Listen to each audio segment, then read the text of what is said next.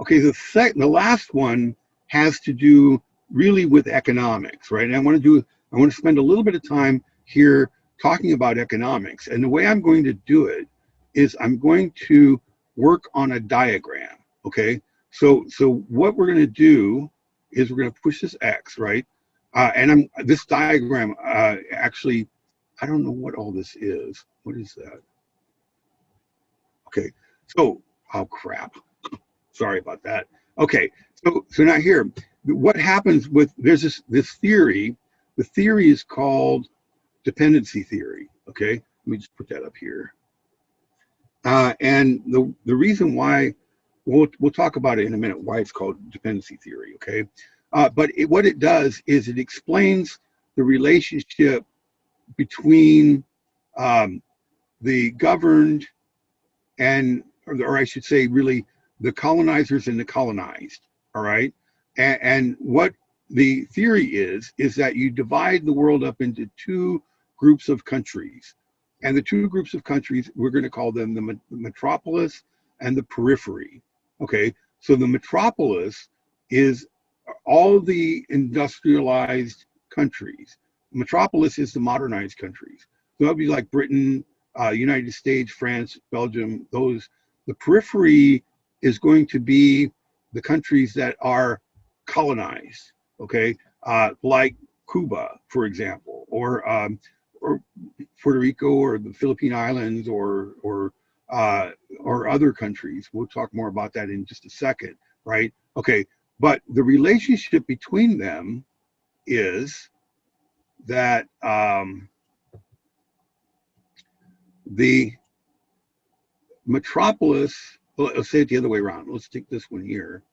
And how do we do this? Oops. Yeah, there we go. We'll make this go over here, right? Okay. So the periphery provides resources to the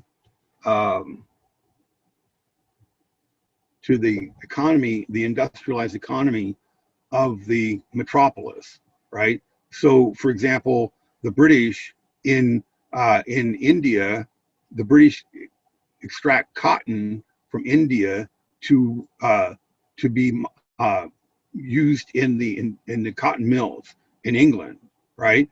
And then the the metropolis also, oh crap, that's not what I wanted to do. Sorry about that, guys. The metropolis also uses the periphery for markets, right? So the periphery sends goods to the metropolis, and those goods are manufactured, are converted into manufactured goods, and those manufactured goods are sold sometimes back to the periphery. So in the case of Britain, the Indians grow cotton and sell it to the British. British turn that cotton into textiles and sell those textiles back in India, right? and that's the that's essentially the structure of imperialism for most of the European countries. Okay, questions, comments about this? Okay, so the problem here, or I should say the situation here, ends up being that the reason why it's called dependency theory is because the economy of the metropolis is not dependent. It is to a certain extent, but not totally, on the economy of the periphery, because the metropolis can make all kinds of different goods. It has a diversified economy. So if, for example, the market goes out for cotton textiles, and they can make railroads, or they can make cars, or something like that. In fact, what happened, one of the places where we could see this was in Brazil. Brazil had an economy that was based on the export of coffee, right? But during World War I, nobody could afford coffee, so the economy of Brazil tanked, right? Because nobody was buying their stuff. Because in the periphery, the peripheral countries only have one thing to sell, right? And that's why they call it monostaple, right? So in the metropolis, we have diversified economies, but in the periphery, we have monostaple economies, right? So that means then, like I said, if let's say we're in Brazil, right, or let's say we're in Cuba, right? Let's say we're in Cuba, and our export is sugar, right? But if the market for sugar falls away, then our whole economy will collapse, right? Whereas the metropolitan economy can still survive because they manufacture things that don't necessarily depend on sugar. Okay, does that make sense to you guys? Questions, comments about that? So it's dependency theory because the colonies are dependent on the metropolis for their economic well-being. Okay, you guys got that? Questions, comments? Okay, now let's think about, well, how does the metropolis maintain control over the colonized economy? And if we were looking at something like Britain and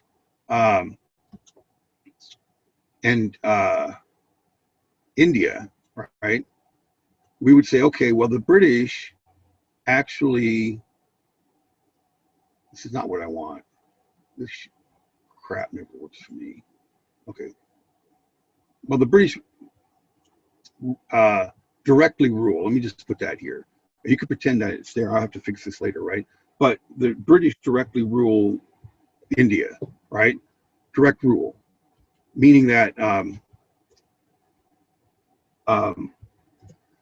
Parliament actually rules over India. India is called the jewel of the British crown. Okay, and that's how they maintain control in India. They actually legislate for India. They control all aspects of Indian society. Okay, but let's say, for example, the United States. The United States doesn't acquire overseas empires that they directly rule, right? For example, we're going to notice that during this period of time, the United States will have heavy influence on Latin American countries, like in Central America. They call them the banana republics, right? Because that's where they export, tropical fruits from Nicaragua, Honduras, places like that, right?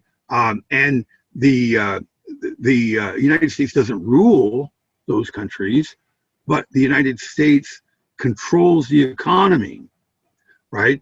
And that is going to be called economic imperialism, right? Economic imperialism. And what that means is, let me just write this down for you, right? Imperialism. Okay, so what that means is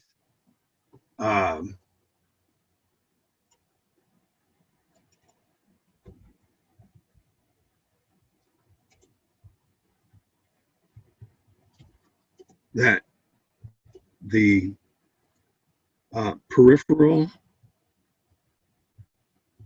country is nominally independent,